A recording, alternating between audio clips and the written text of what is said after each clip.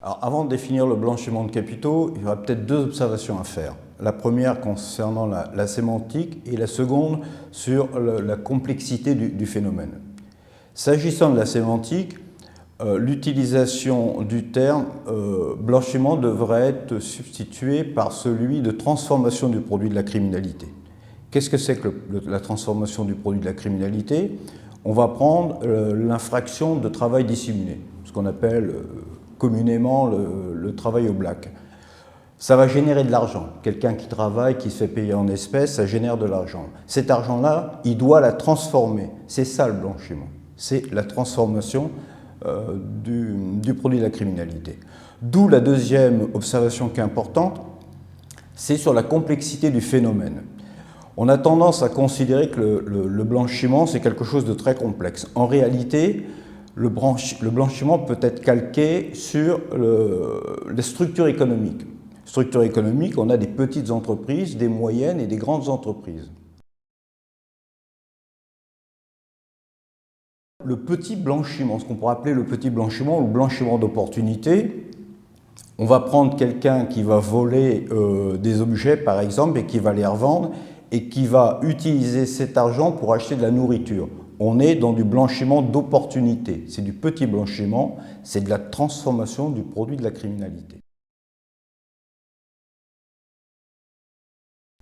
En matière de blanchiment moyen, on pourrait prendre l'exemple du trafic de stupéfiants de cannabis, par exemple, dans certains endroits, certaines cités, où on va transformer l'argent de la vente de façon à pouvoir l'utiliser, soit le placer dans des produits financiers, soit le placer dans des commerces.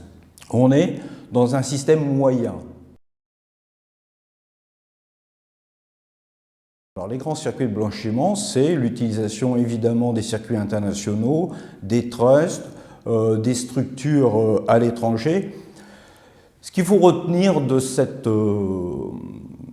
classification, petite, moyenne et grande, c'est qu'en réalité, c'est calqué sur notre système économique.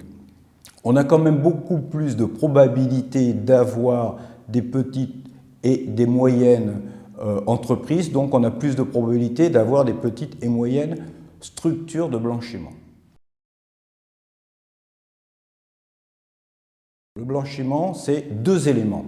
Le premier élément, c'est qu'il faut une première infraction qu'on va appeler sous-jacente ou principale, qui va générer de l'argent. Alors, on a parlé du travail dissimulé, mais c'est vrai aussi pour l'escroquerie, c'est vrai pour les abus de biens sociaux. Dès l'instant où une infraction est commise et qu'on a de l'argent qui est généré par cette infraction, on doit la transformer. Donc deux éléments, une première infraction, une deuxième infraction qui est la transformation du produit de la criminalité, qu'on appelle dans le droit le blanchiment, qui est qu'une transformation.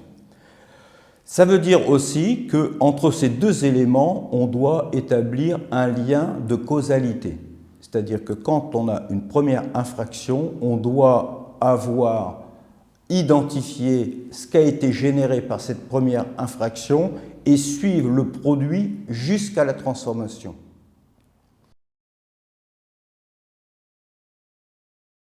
C'est quelque chose d'extrêmement difficile et on le voit bien à travers les enquêtes qui sont menées. Alors pour faciliter cette approche, le législateur, par une loi du 6 décembre 2013, a créé une présomption de blanchiment. C'est-à-dire qu'a rajouté dans l'arsenal dispositif pénal un article qui permet maintenant de demander à la personne qui est mise en cause de justifier elle-même soit de l'origine, c'est-à-dire elle a de l'argent, d'où vient l'argent, soit de la destination de l'argent quand elle va transmettre ou envoyer ou faire un transfert d'argent, ce qu'on appelle la présomption. Ce qu'il faut noter pour cette présomption, qui est quand même assez étonnant, c'est que c'est la première fois dans notre code pénal qu'on aborde l'origine et la destination. C'est-à-dire que maintenant, on n'est pas dans le renversement de la charge de la preuve, c'est-à-dire que ce n'est pas à la personne qui est mise en cause de prouver, mais elle doit se justifier. Jusqu'à présent, c'était quelque chose qui était réservé uniquement dans notre code monétaire, c'est-à-dire qu'en fait, On trouvait ça dans les aspects financiers, puisqu'on devait connaître l'origine de la destination des fonds. Voilà un petit peu globalement ce que représente la définition du blanchiment de capitaux.